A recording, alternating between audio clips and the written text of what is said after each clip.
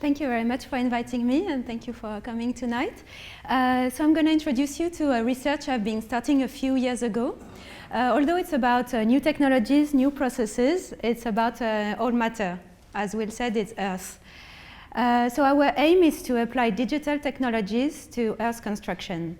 I've titled it Synchronized Movements, referring to movements of histories, how they synchronize each other between past, future, present.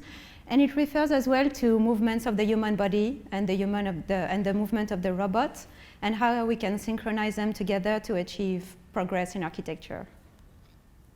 So first we will have a quick glimpse at the Earth architecture, why it came back into the contemporary scene in the 70s with key events and key actors.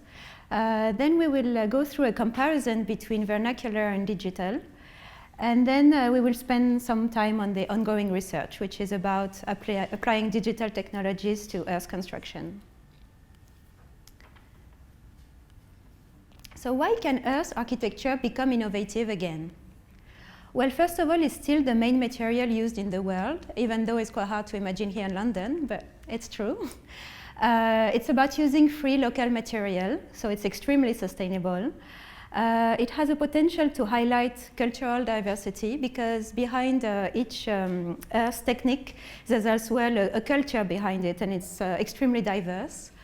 And then we think there's a promising association between digital fabrication and this material. So a few numbers, it's more than 2 billion constructions in the world out of, so we are talking about raw earth, not fired bricks, just raw earth.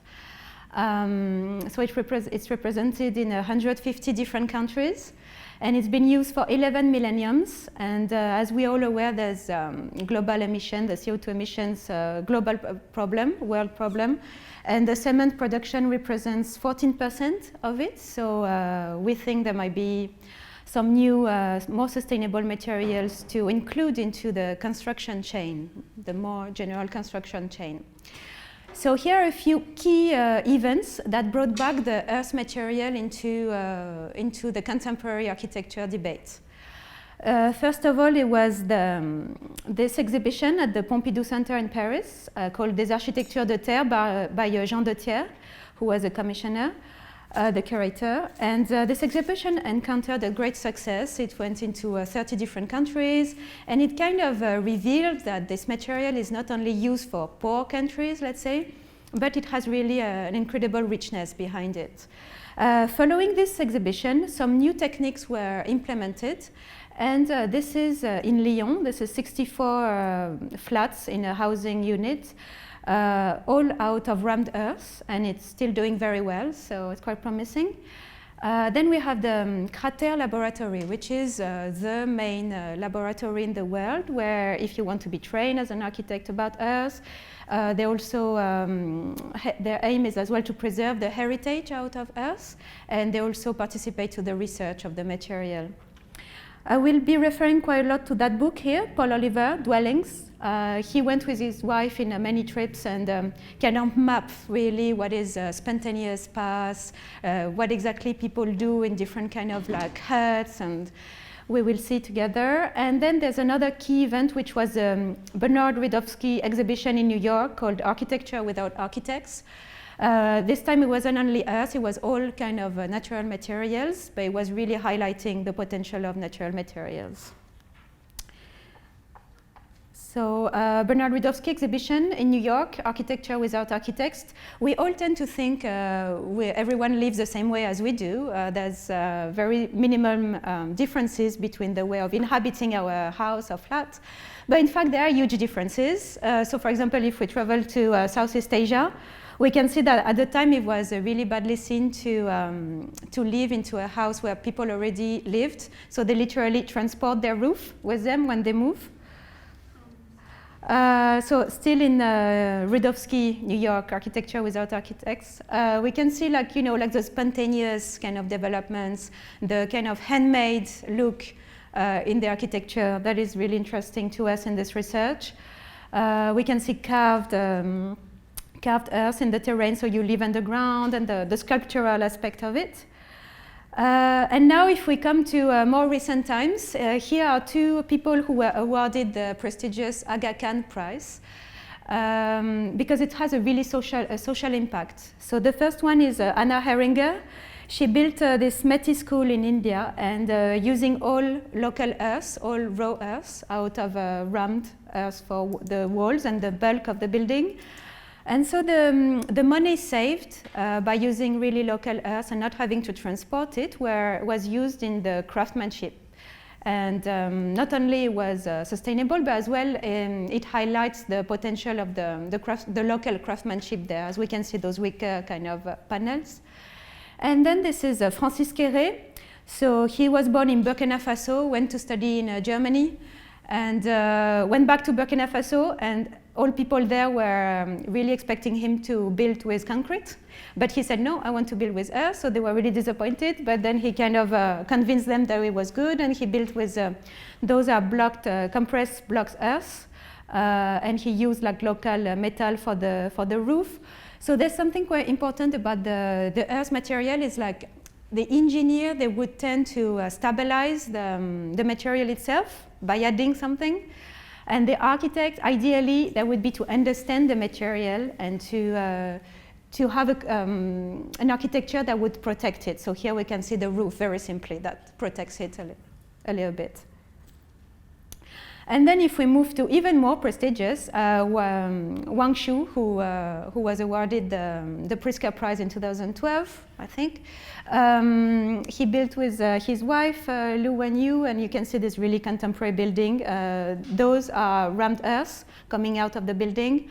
And then another key actor in the world of earth architecture nowadays is Martin Rausch. He's from Austria. And we can see like that curved rammed earth, it doesn't need to be straight, and associated with glass and metal kind of gives this really contemporary feel of the building.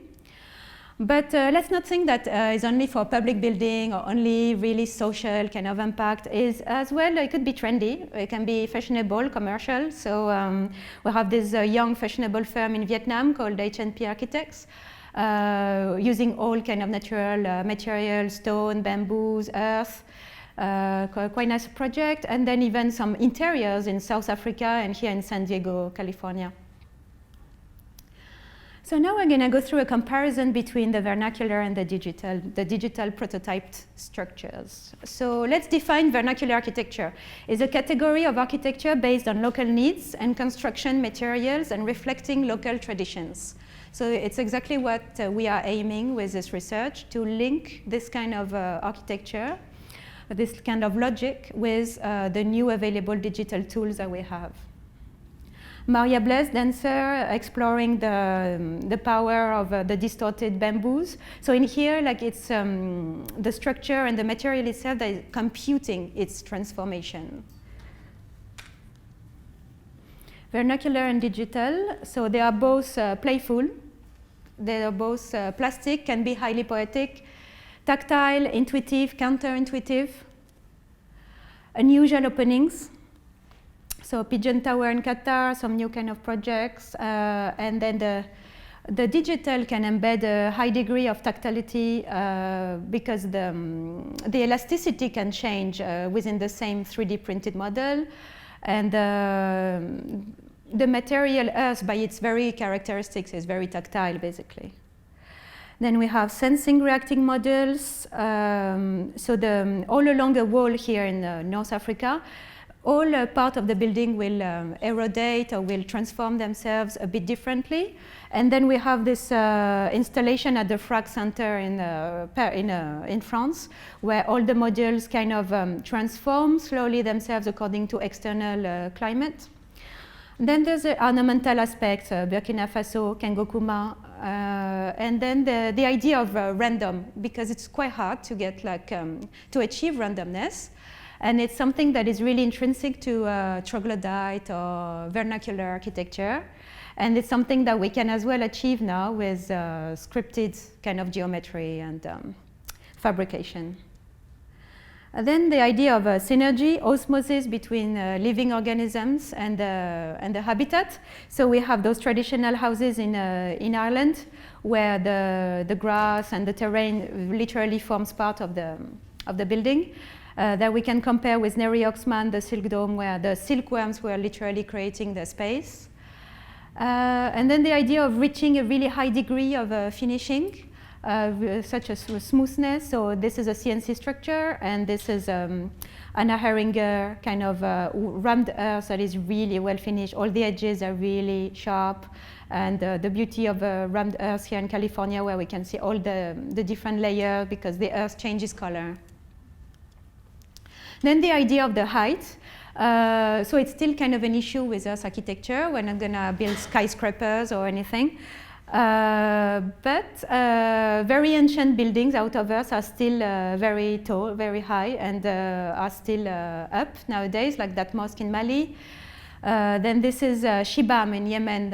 It's called the Manhattan of the desert. And here, this is a traditional refrigerator in Iran. So if you can see that door here, it gives you the height, the scale of the building. And then Martin Roche, again, this is a chapel out of rammed earth. Then we compare with those experiments from a Future City Lab, this ETH in Singapore, where they use robots to kind of stack material on top of each other. So it's just some material to give us to think. Fibers, very vernacular example with primary structure here, bent kind of branches with natural fibers, and the example of Achim Manges, the Stuttgart Institute of Computation, with weaving robots that allows the formwork to be literally removed once resin is applied. Diversity of the parts. So again, by its very properties, its very characteristics, the earth would be always very varied. Even if we try to make a wall that is exactly the same, we wouldn't be able, because each kind of little bulk of earth that would help us building will be different.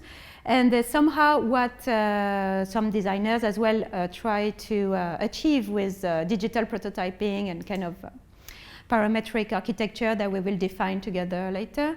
Matsys example here, where it's the same module that is repeated, but all modules are slightly different one from the other. And then the Neri Oxman chair is kind of a new project where all of those small modules are not only different color, but they have a different elasticity. And then we think it's quite interesting to go to the scale of urbanism. It's quite funny to compare like those plans made by Paul Oliver in Dwellings, where he kind of mapped different levels of life in it. It's not only the construction itself, but it's what is happening in those constructions, which kind of people, kind of intuitive paths inside them.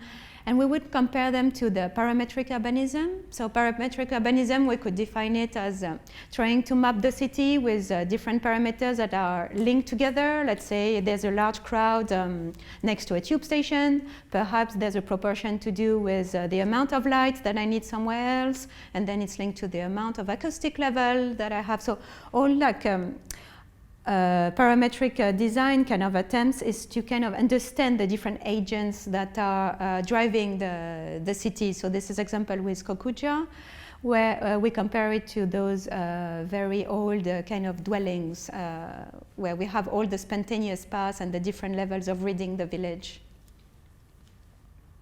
And if we push it even further, at the time where Paul Oliver was mapping all those villages with his wife, all those people were, a lot of them were really embedded in a high degree of spirituality. So we could even think that parametric design could even map spirituality, let's say. We're not there yet. So now let's move on to the ongoing research, which is applying digital technologies to earth construction.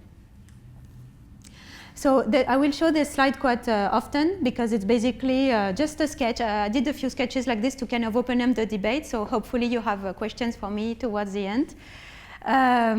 So we have just two main categories, which is the mechanical. We want the robot to do actions, and then we want the robot to analyze the material, analyze which kind of earth would be the best, etc.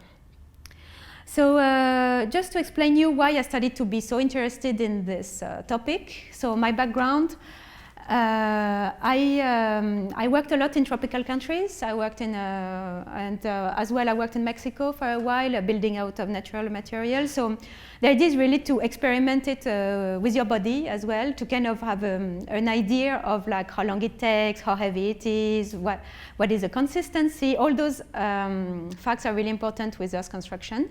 So I'm going to take you through briefly this French Guiana project that we did, which was about stressing the very traditional by reaching the very contemporary.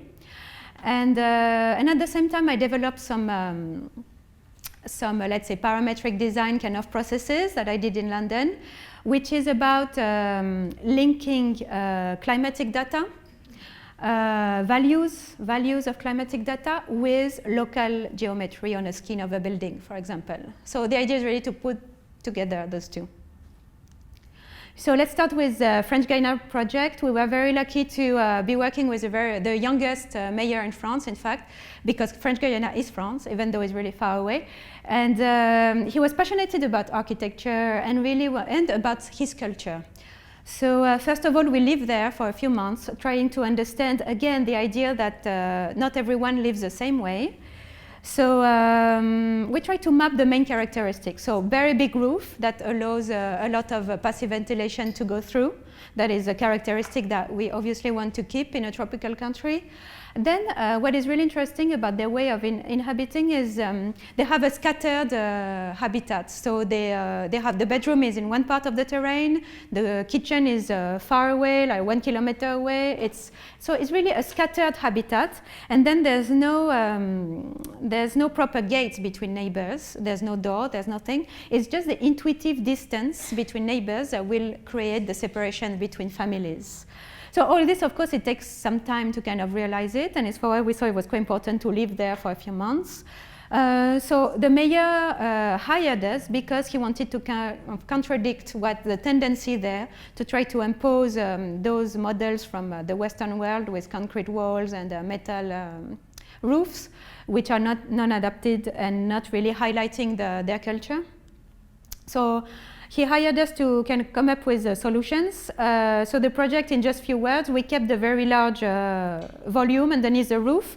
And then we proposed some independent spaces underneath that people can close and even have air conditioning if they want. But we keep the air going through in between the volumes. And then different kinds of removable envelopes along the habitat grid. It's called the carbe, the traditional habitat.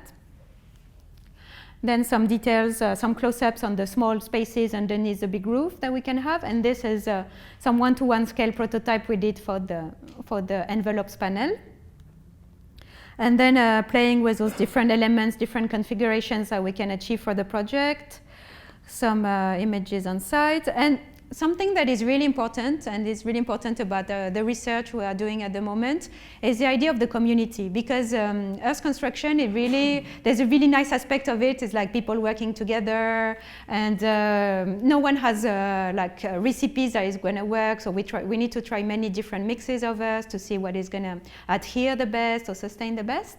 And here we worked with local craftsmanship. We embedded some traditional wicker in the panels, and we showed the models to people in their house. So we have all those dismantleable models in the luggages. So it's really the experience of involving the community as well. And then if we move to the parametric design, what I try to develop with the processes linking climatic data with very simple software, Ecotect.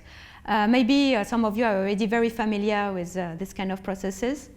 So the idea was to push the computational limit and to have a really detailed, like let's say this is the skin of the building, and all those little colors are all like different numbers of daylight analysis. So let's say, to simplify, the temperature, very locally on the envelope of the building. But the geometry is heavy. It's heavy to bring into the file. So the idea was to export it into text file. So this is a simple spreadsheet. It's Excel software. And then I colored the different numbers according to the range of values they are part of, close up on it. And then the idea is to link grasshopper so that through Grasshopper, I can link the local modules. Let's say this is a window and it's shadowing device. The shadowing device would be more or less open according to the range of values it's mapped here on the surface. Anyway, so it's about really trying to make those two fields converge that I started this research. So we try to do a lot of one-to-one scale prototype. So part of it is the A Visiting School in Lyon that I co-run with Marie-Perrine Placé and director Chris Pierce. So this year would be the third edition. We had synchronized movements in 2013, mud body and scripts in 2014, and coming up chocolate and other powders. So the prototypes that we've been doing so far, about 2 meters high for most of them, is the idea of working with earth prefabs. The prefabrication and earth is not very often linked together. So it's our challenge to try to make it work. And we've been working on really thin earthen shells. And to do so, we are using CNC formworks. We are using no formwork at all, meaning we use a CNC as a giant 3D printer. And then we are using fabric as a formwork that usually we can remove, so it's not a lost formwork. So let's go back to that slide with the different sketch, the different categories that we are hoping the association between digital and earth can achieve. So first of all would be to excavate local material on sites, because it's not easy and it's a really hard work as well, manually. Then the idea of mold fabrication, to instead of having all the same molds for the brick, we can have a diversity of the molds. Then the idea of using the CNC as a 3D printer or the kind of robots. And then the idea of fabricating a minimal and efficient loss formwork, meaning the skeleton would remain, and a bit like the bone structure, it would be ideally calculated to the minimum. So it's the least material possible used to then project earth, for example, on it. And then what we hope that the digital can bring to earth construction is at the analysis. So first of all would be to detect the appropriate local material, then to analyze it, how to separate the grain, how to see like which kind of water is inside the mix, and then simulate different geometries from the grain analysis, where I will go more in details with this. And then what we've been doing a lot so far is mapping the results from the form finding experiments. So just mapping through Rhino, for example. And then to compute, so this refers to this one. Before building this one, I need to kind of calculate what would be the minimum skeleton to be able to have earth projected on it. So just a quick sketch for kind of different earth architecture that are usually that are already ancient. So carved earth, covering earth. We can cut through big blocks to build with bricks. Compressed earth, handmade, so we can façonnate bulks of earth and stack them together. So stacking, mold. The mold, extruded earth, poured, which refers to rammed earth, and then associated with straw. So this is where we do the A Visiting School workshop. So it's 10 days workshops with people who are from all over the world, about 30 students every year. So the place is next to Lyon. It's called the Grands Ateliers. It's a really large warehouse where the raw material comes from one side of the building. And then we have all the machines inside the hall to transform them. And then we can use the outer space even to build the prototypes. So when the participants arrive, we try to make them feel really the material is really about to get familiarized with the different kind of earth, the different elasticity, tactility, etc. So this is what we did during the first year workshop. So I highlighted here in this category what we did. We fabricated a varied mold and we mapped the result on form finding. So we still have a lot of work. All this hasn't been treated. Inverse dome. So CNC parts for the formwork, and then we tan some fabric. So the problem with this one is to flip such a heavy structure is not easy, and the earth material doesn't react very well to lateral pressure. But we still managed to flip it, it was fine. And another problem that we kind of put on the wish list for the digital is to dry the layers in between, because it was really rainy outside, and between each layer we need to wait like, you know, at least 1 day. So we kind of put it some light to accelerate the process, but it's really an issue. So it's something that we need to improve, hopefully in the coming years. This is a CNC 5-axis available there that students are using to fabricate the formworks. And then we did those smaller tiles. It's double curvature surfaces. And the idea is really to have like, you know, people like fabricating them very quickly, finding like, let's say, 2 people doing the same action each time to fabricate a lot of them. So we are a bit in the prefab kind of domain. And then this is quite a large structure, it's about 2 meters high, and the idea was to have a really thin shell out of earth. So this is the formwork.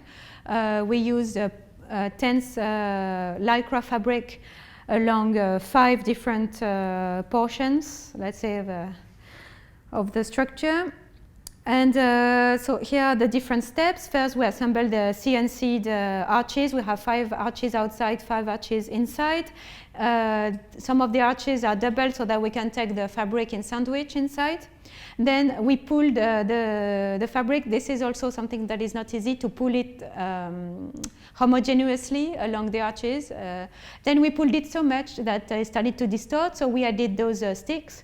And then we need to apply a first layer, which is called barbotine in French. That means that it's really a watery kind of mix, and it's mostly for it to adhere to the fabric. And then we apply about 3 different layers. Once we were satisfied and thought it was kind of dry, we started to take out the fabric.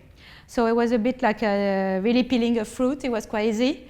So we can see a detail here. What was really hard was to take out the arches, because it's a lot of strength that we needed to put on the structure.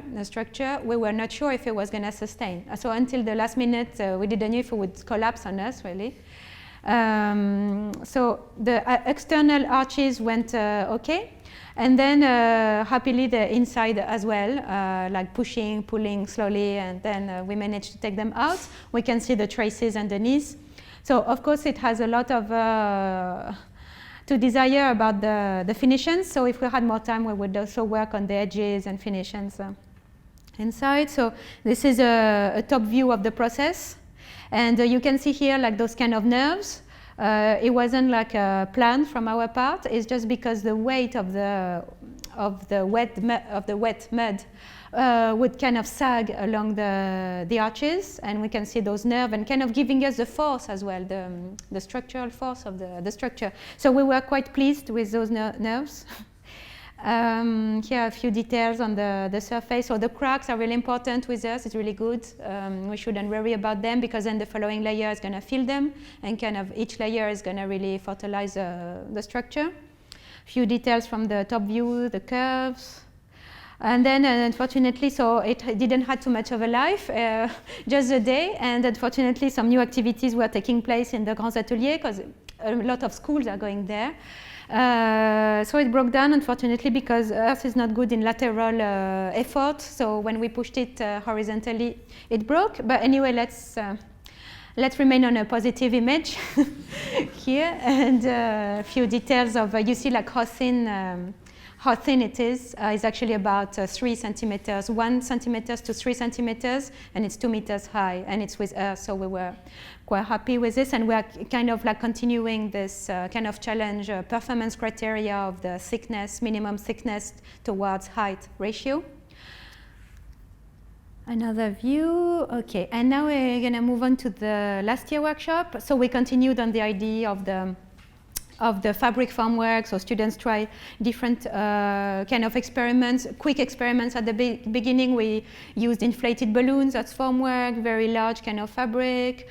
And then we were inspired by this Japanese architect who was on site as well, who used, it's called Kenya Maruyama. He used bamboos, flexible bamboos, for his constructions, and was quite interested. He was really doing his little kind of recipes, like adding like olive oil at the end to waterproof it, and so we kind of apply his techniques as well. So this is the first experiment. So you remember the inversed dome at the beginning?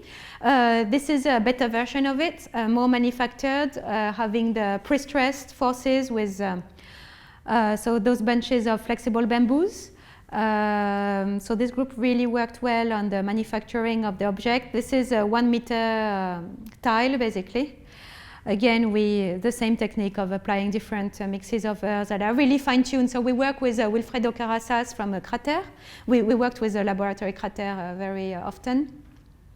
Who really helps us to find what is the best mix. So the mix of earth is sand, fibers, water, different kind of earth, and again we can add olive oil or other kind of ingredients. So once the technique was kind of fine-tuned, then the team worked so well, so they started to do many of those experiments, because it was a really enjoyable process basically to repeat. So we see details of the sewing. And then we applied some weight. So each weight, we know exactly how much is in the weight. We know exactly the distance along the bunches of bamboos. So that we have all the details. So if we want to digitalize the exercise, we can put it on Rhino or whatever software. Then we took out the weights, leave it dry for a while, and then we managed to flip them. So we are still developing those structures that are quite well manufactured. Few details on like pulling the fabric and the first layers of earth using different tools, sponges or the hands. And then they digitalized the experiment with Rhino, so every point had a name, and then the idea is like we can push, pull, and like we know exactly the distance according to which each point moves when the structure kind of form finds itself. Another experiment that wasn't as well manufactured, but quite interesting, bigger one. So this is a lofted surface in between a circle and a hexagon. So the idea was to use just available scaffolding, no building new formwork. And again, like pulling the fabric in all direction, using different kind of earth mix, and then seeing how it reacts. So this problem of pulling the extremities of the fabric homogeneously, it's impossible to do it by hand, but it's an approximation. And here are a few details of the final structure. So we're lucky that it was good weather to kind of have good pictures. And then there's a small video that I'd like to show you. Yeah, it's later. So basically all those experiments shows us that the main category that we need to take care about is the granularity. So the size of the grains of the earth that we are using, let's say 1 millimeter, and there are a few techniques to kind of note their size. The plasticity we are using, more or less elastic, more or less sticky to one to the other. Then the compression resilience, and then the cohesion, where can it adhere, and how the material behaves. So what is really important with our work is to archive, because any kind of little mix of earth could seem like a detail, but in fact we need to really map everything. So as I was saying, we have like material mixes and their preparations.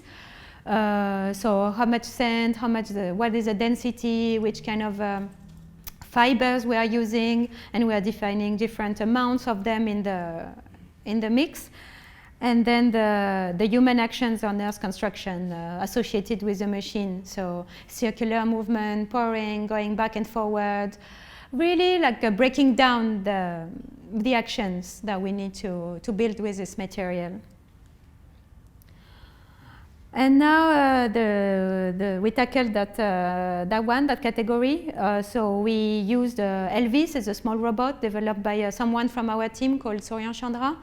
And then we used a CNC machine available at the Grands Ateliers. We transformed it we added a big arm to use it as a 3D printer. So the students really worked on different mixes of Earth, and they tried to archive them as best as they could. And then that's the idea that the Earth, the mix of Earth is somewhere, and then we need to transit it to the computer-aided machine. So we see different kind of pipes with more or less friction and more or less diameter. So we came up with the idea of using a sausage maker because like how to transit the mix into the robot or into the CNC. So here we see examples of the robot, the small robot. So it's controlled by the computer, of course, and this is the CNC machine where we see it was really hard to kind of pour the Earth because it really depends. If it's too liquid, it kind of start to do like this. So it's extremely tricky, basically, to fine-tune the right Earth mix. So we can see the setting. Here we had our Earth mix.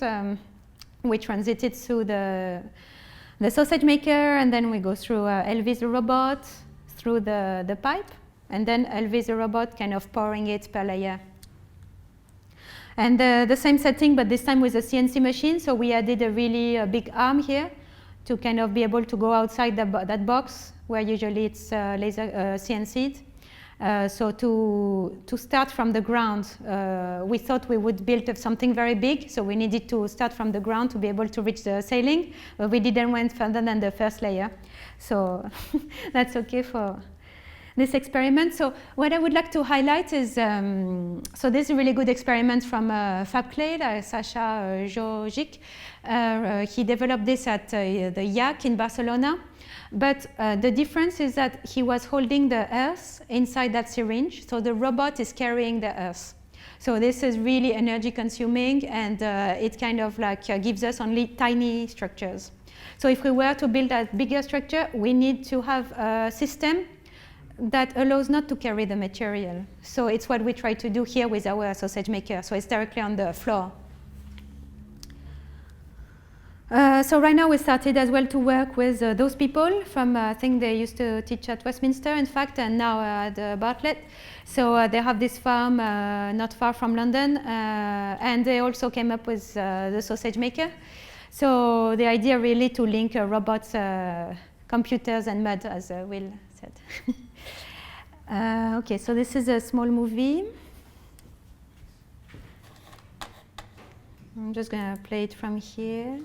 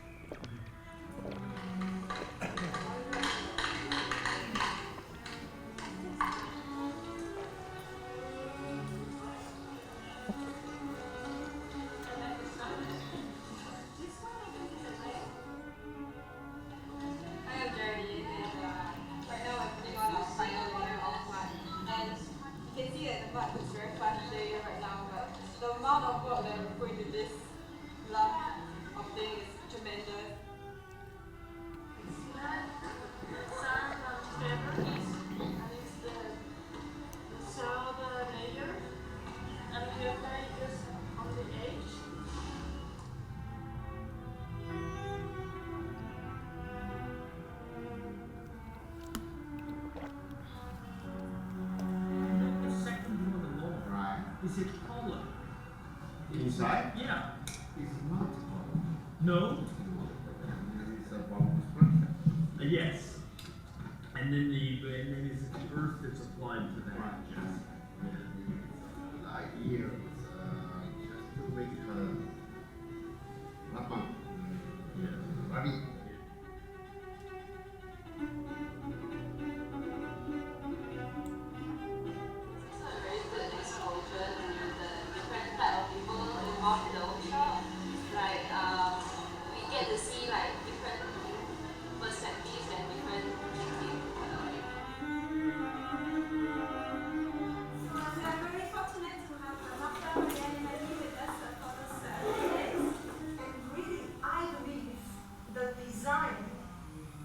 Emerges at the intersection between these topics.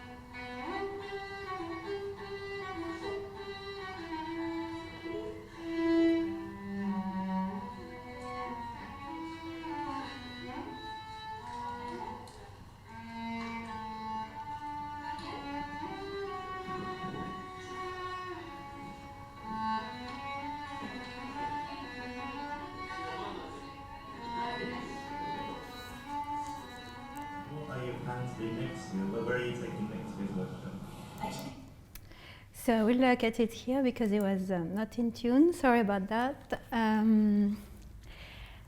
So now we are trying to work with what would be utopic in this research.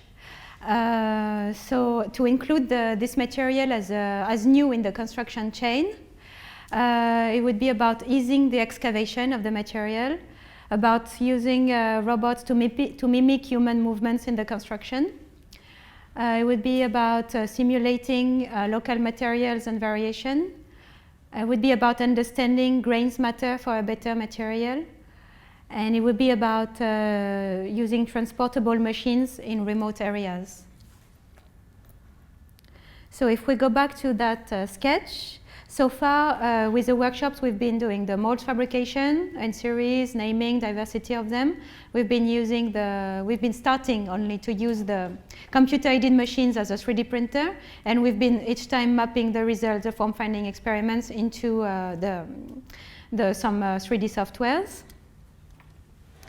So the idea would be really to use the earth construction as a new material and to embed it into the construction chain. So this comes from that book, Traité de la construction en terre. It's been translated in many different languages as well. It comes from the Chaltiel laboratory. And the idea is like, while adding the machine as well to the human actions, that would be to have much more of those categories, starting with structure, bulk, and masonry. So the earth that we are using for construction is not the soil where we plant things, but it's just a layer underneath. So it's for why as well that would be quite good to have some help with the machine. And then if we go more in details about the rammed earth tools, so those are like impact kind of tools to compress the earth inside the formwork for each layer. So if we break it down, what is important around here is the impact shape, the impact area, the impact head, what is the shape, the weight of the tool, and the kind of handle. So it's important to us to break down all categories very carefully so that we can program the machine to do it. But again, the idea is not to replace the machine by man, it's really to kind of work together. And so some engineers working in the Grands Ateliers, they are called AMACO, and they really observe the material in its at the grain scales. How, for example, to make the material stronger and to observe it at the level of the grain, how to make it more sticky, how to waterproof it. There are a few different ways. So we see this graphic. What is really important about earth construction is the clay that is contained inside, and in the clay there are different kind of water, and the structure of the grain according to the water. So the idea in the long term, so we're in the utopia section, utopia, is really to kind of understand it well at this scale, to understand the matter, to fabricate the best we can a material that would be good for construction. So those are really important for us. We always sieve, and we always kind of, we should always be aware about the size of the grain. So this is the graph telling us this, and this is according to the kind of earth, which kind of state the material would be, more or less sticky, more or less soft, more or less liquid. So this is a quite important graph that tells us, according to the category of earth, which kind of state we can achieve. And once we know that, then we can know as well which kind of geometry would be the best adapted according to the kind of earth we are using. So just a small fact, for example, if we add milk to the mud, then the resilience moves to 10 megapascals, which is only 3 times lower than concrete. And as well, in Europe, we tend to really oversize things. We tend to be really, really cautious about building, but in reality, earth sustains very well. I mean, there are a few examples in London, from Roland Keeble, for example, that we saw. He built in Holland Park. There's a building there out of rammed earth that is is not temporary or anything. I mean, it works well. So this is what I was telling you about AMACO, that group of engineers that really work the material at the grain scale, and they do lots of like very simple experiments, such as adding milk or egg, and see how it's like kind of reacts. So again, few just considerations, like according to the size of the grain, which kind of, we said already, which kind of best geometry we could achieve. According to the grain and the structure of the water, which kind of technique we should use. For example, this is a technique used in Ireland, and this kind of grain will turf in Ireland. For example, it's a lot of carbonated elements inside. That works very well for the kind of constructions there. And then what we are really working hard at the moment on it is really to map, to digitalize this data about the grain scale, to extract those parameters into Grasshopper, to link it with the future geometry. And then if we go back to our dome here, the shell, and we take this example of extracting data from climatic software, that would be the idea. You know, I told you that the shell was about 3 centimeters thick. So the idea would be to calculate exactly what would be the thickness exactly on the shell, so that the thickness would vary and would be calculated to reach the most efficient kind of structure. And then if we could apply the same thing with perforations. And then this is really a dream that we have. That is about transportable machines in remote areas. This is taken from a book in Guyane. So people used to really, because in Guyane there's, you can't really take roads, so you need to go along the river. So people were really good at mounting and dismantling their housing. Very quick. So how can we apply this nowadays? And again, it's not about replacing the people with machines at all. No, it's more like to use the machine to kind of facilitate building some formworks, facilitating excavating, and then to keep the preciousness and the richness of the local craftsmanship associated with it. So this is quite a new example, WAS prototype. It's been developed by this Italian firm. They were fabricating themselves 3D printer. They did this one that is really large, and they think it's going to make a revolution in terms of poor habitat or emergency habitat. Having said that, they managed only to build 3 rows. Then it was stabilized, so it's a bit of cement inside. And then a lot of people on the site, so it was in Africa, they were like, yeah, but if you take 3 of us, we would have finished the wall already, just the time that you mount the structure. So it's still the premises, really. We are all like kind of doing our best to understand how the machine can be beneficial.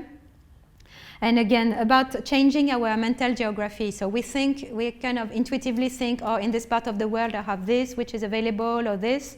And then kind of like the machine being dismantleable and mounted on site kind of changes our mental geography of it. Thank you. Yeah.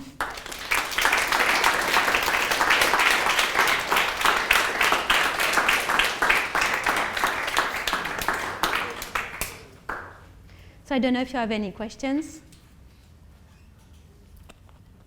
Sorry about the movie, and Theo told me to not use this one, to go on the screen and to change. So that's totally my fault. It was desynchronized, sound and image were desynchronized, so it gave kind of a weird movie. I'm always telling students that certain materials are what we call low tensile: mud, clay, stone, earth, and have a limitation. We'll always have a structural limitation. Mm-hmm. At one point you mentioned, because mud bricks with straw adds tensile strength, does it not, to these kinds of material? You mentioned adding fibre. Is that part of your thinking, to give those structures more tensile strength by adding something? Yes, exactly, yeah. You mentioned a fibre, and I'm not sure when you said, in one of the matrices, you said fibre is part of your... Yeah, I mean, fibre would be always in the mix, but it's true that working on the kind of fibres would kind of increase the tensile capacity. So, for example, horsehair because they are long and thin and very strong, they really increase tensile capacity. Yeah, so there's such a wide diversity of fibers, natural, artificial. So it's really about trying, as there's no magical recipe to.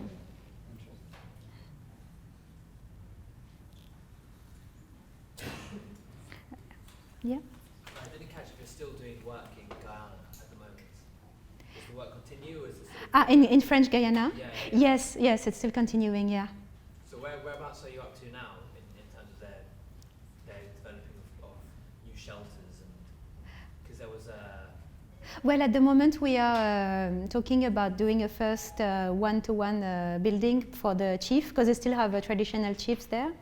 So it's where we are at the moment. And people like the structures we show them. Why? Because they are involved. So they can fabricate themselves. So that would be, again, involving the community in it, yeah. Yeah? First of all, Mr. Thanks. Your work is really good. Thank you. The material research is really exciting. I'm just wondering, two questions. One is, how are you dealing with changing some of the premises? For example, when you say you dealt with the French mayor and he was excited to do that, how do you challenge that some of the mentalities when you go to some different policies of government?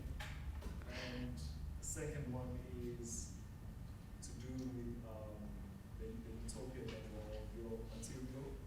How have you guys thought about maybe, or are you looking into like biomimicry and how ants develop the hills and the way they use their own saliva? I mean, it's a bit different for that one, but maybe sugar and that structure.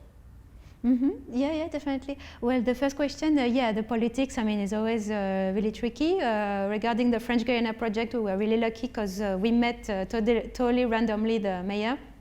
So, and the mayor was really interested in developing something that is surprising, that is not like what the general tendency to just use the blocks of concrete or whatever. So he was extremely extremely supporting to us.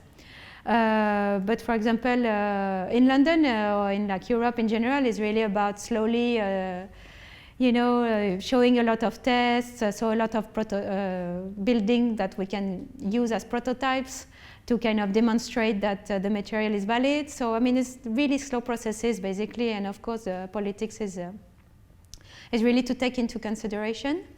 And regarding the biomimicry, of course especially because the material is so vivid and so transformable over time, kind of reacting to humidity, and so we are definitely looking into biomimicry, especially I would say for the idea of the formwork, like to have like a minimum skeleton where we can project Earth, so there would be a lost formwork, we wouldn't remove it. We're saying it has quite a lot of potential, and we will probably try it in the next time we build one-to-one prototypes, Would you like to employ him? Yeah, exactly. Yeah, you're welcome to. You're welcome to join. Seriously, you're welcome to join. I was wondering, you're looking at the material properties of the mud, but obviously in different areas it's going to be very different because of the geology. And I wonder if you have any limits for what you consider to be mud. Because sometimes mud will be clay, sometimes it could even be lime water or something, because there happens to be lime in the soil. So. Yeah, exactly. This is one of the main challenges, really, and it's for why we work with those engineers, Amako, who really worked at the grain scale. So the earth that we can use for construction is the layer underneath the soil. So there's, of course, a big issue with excavation. So not everyone have the tools to excavate or the strength. And in terms of a limit of if there's more or less lime, I'm not aware about the limitations, but I think they're definitely part of our work to kind of see which mineral elements kind of can be embedded in the mix. Yeah. As much as anything else, in your philosophy of it, when exactly. When are you no longer working with mud and working with some other kind? Yeah, that's true. Yeah, exactly. The only common denominator would be the clay, really, but it's where we are.